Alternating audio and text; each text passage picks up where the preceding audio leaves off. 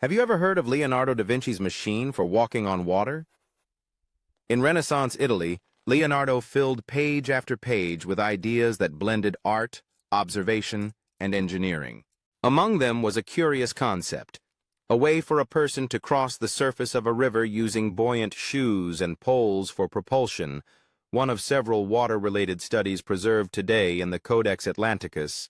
Leonardo's drawings show elongated floats strapped to the feet, likely wood and animal skin, and a pair of handheld poles to push and balance, more like aquatic snowshoes than a boat. The goal was simple and audacious: transfer body weight onto floating surfaces and maintain equilibrium with each step. These sketches appear in the Codex Atlanticus, folio 26R26V, alongside other hydraulic devices, situating the idea within his broader experiments on water. What we do not have is proof of a public trial on the Arno or a successful demonstration.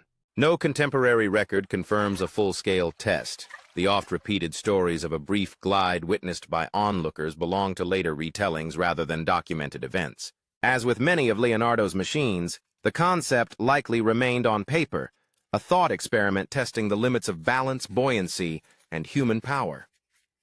The project fits a lifelong obsession: understanding and harnessing water.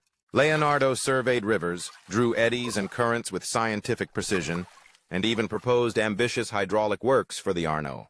The water-walking device sits naturally beside his pumps, screws, and canal schemes, part of an evolving toolbox for reading and reshaping the flow of water. Seen today, the design is less a practical vehicle than a window into Leonardo's method.